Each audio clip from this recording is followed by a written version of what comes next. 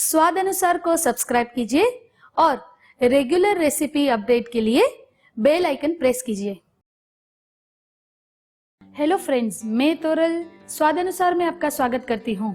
आज जो मैं आपके साथ रेसिपी शेयर कर रही हूँ वो सौराष्ट्र की मशहूर रेसिपी है, जो है भरेला રીંગણા बटेटाનું શાક, और ये हर गुजराती के घर में पाई जाती है।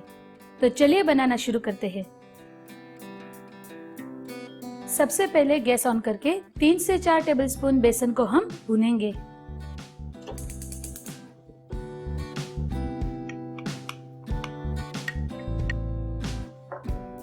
बेसन को इसलिए भूनते हैं ताकि इसका कच्चापन है वो निकल जाए।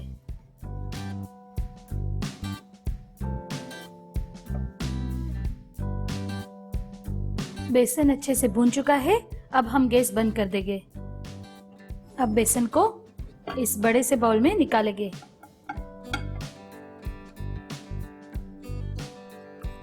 अब हम इसमें सारे सूखे मसाले ऐड करेंगे, जैसे कि आधा चम्मच गरम मसाला पाउडर, 1 चम्मच लाल मिर्च पाउडर,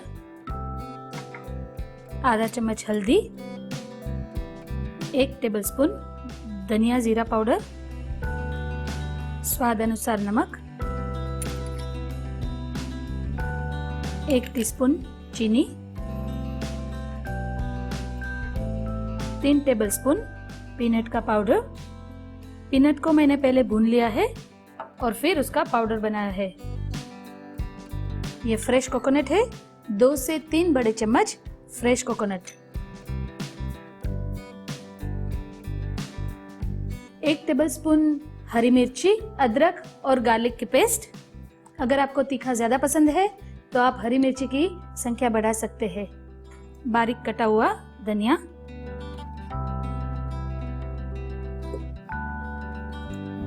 सबको हम अच्छे से मिक्स करेंगे और उसमें 3 से 4 टेबलस्पून ऑयल डालेंगे।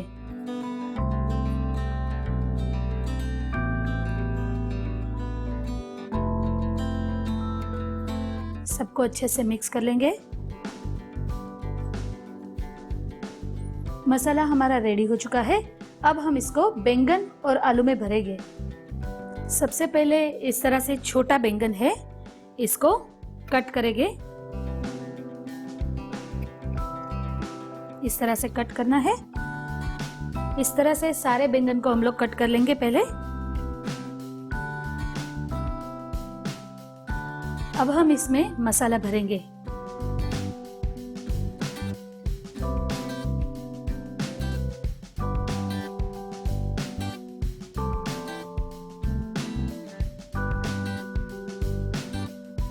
हमने सारे बैंगन भर लिए हैं। अब हम आलू को भरेंगे। आलू को भी इसी तरह से कट करेंगे और उसमें मसाला भरेंगे। इस तरह से हमने सारे बैंगन और आलू भर दिए हैं। अब हम इसे प्रेशर कुकर में कुक करेंगे। अब हम इसका तड़का रेडी करेंगे। सबसे पहले गैस ऑन करेंगे। 2 से 3 टेबलस्पून तेल डालेंगे। अब हम इसमें आधा चम्मच राई ऐड करेंगे,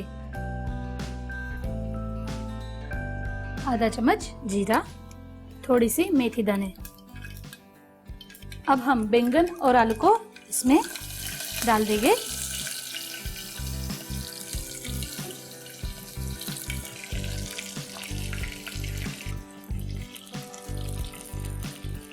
अब ये जो सारा मसाला है इसको भी इसमें डाल देंगे।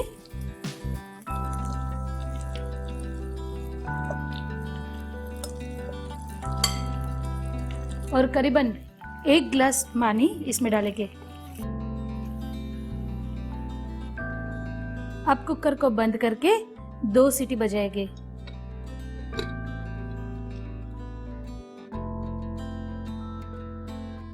दो सीटियां हो चुकी है। अब हम गैस को बंद कर देंगे।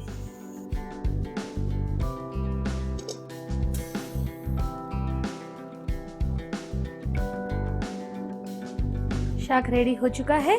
अब हम इसे बॉल में निकालेंगे।